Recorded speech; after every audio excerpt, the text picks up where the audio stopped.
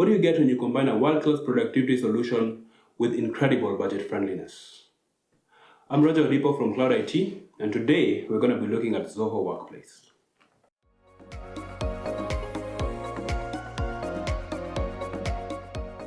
So when I look at Zoho Workplace, the first thing that stands out to me is just how organized it is. Think about it this way. When you come to your desk in the morning, the first thing you want to look at is your email. Yeah? Who reached out to you, what is pending, such things. Then you might want to look at the document you're working on, or you may want to look at the events you have for the day. Now, Zoho Workplace puts all these things at first glance on your desk. Yeah? So you literally have everything you need to work in one tab. All the apps are up here. Everything you need to get started is right here. And if you don't like the arrangement, you can easily just drag things over and rearrange them.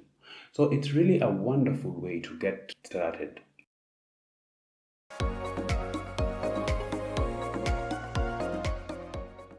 So before we get into the nitty-gritty, I would like us to talk about the thing that I think is the biggest selling point for Zoho Workplace, and that is simply the pricing.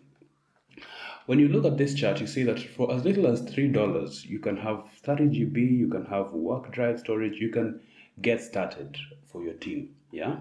And as it turns out, if your team is really small, if you have fewer than 5 members of staff, then it's even better because you can use the forever free plan. Yeah. Okay, granted, this gets a little bit tricky because as you go on, then you're going to need more space, but it just goes to underscore the emphasis that Zoho places on making this thing affordable and usable by as many businesses as possible. And that is just a fantastic thing about Zoho Workplace.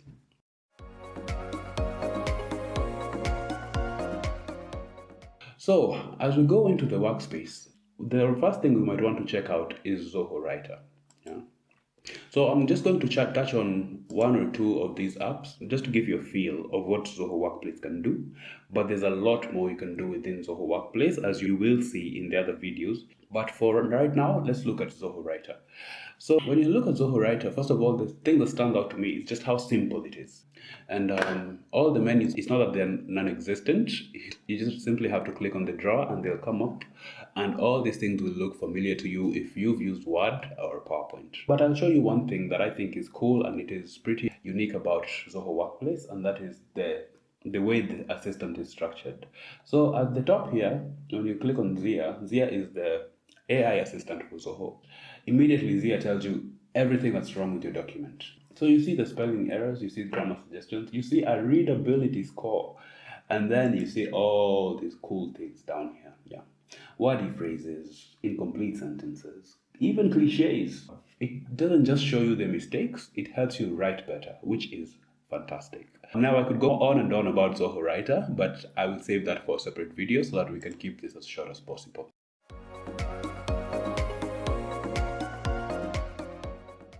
So the next thing we'd like to look at is Zoho Click.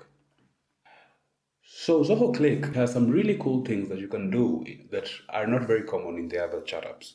I'm going to give you an example. So as I look at this chat that I have with Claire, I see one message that says, let's get this done by tomorrow. So I can set a reminder that reminds all of us that we need to get this done by tomorrow. So how do we do this? I just simply hover over the message and then come click on the buttons and say set reminder. Yeah. So I don't have to put a comment. I think it is self-explanatory, but I do have to set the time. So if it's by tomorrow, that means we need to get it done by 5 p.m. today. So I'll set it at 5 p.m. and I'll click save. Then I'll say remind others. Once I'm done, I click create, and in no time, the reminder is added to my list. Okay, so you can really keep tabs on things you need to do very easily within Zoho Click.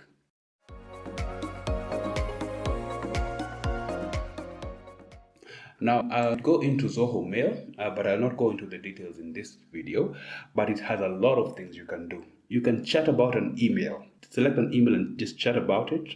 You can draft an email with your colleagues. You can keep everybody posted on some communication you're having with the client. So let's say you're the single point of contact with the client about a service, but you want to keep everybody posted. You can share emails with everybody so that they can see the emails that are coming in and are going out, which is awesome for collaboration.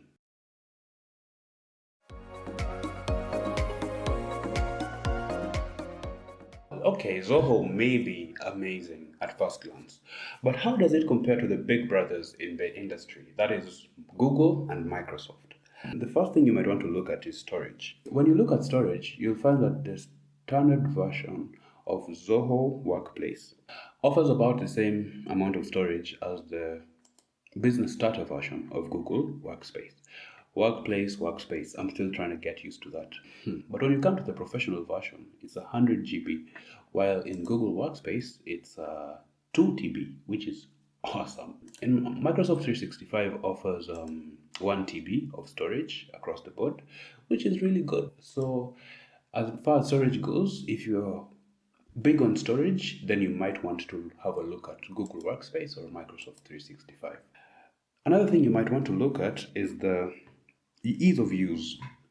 You'll find that people who use Google Workspace are already familiar with Gmail because it's just so common. Yeah. And likewise, people who use Microsoft 365 are already very familiar with Microsoft Office. So there's really not too much to learn. But in Zoho, you might have to learn a little more because a lot of the apps you may not have used them before. But again, you won't have too much to learn because a lot is just so familiar. Well, that's it for today. A brief introduction to Zoho Workplace. Now, to find out more, just get in touch with us in the contacts provided on the screen, and we'll be happy to show you how Zoho Workplace can help your team become more productive. Thanks, and see you next time.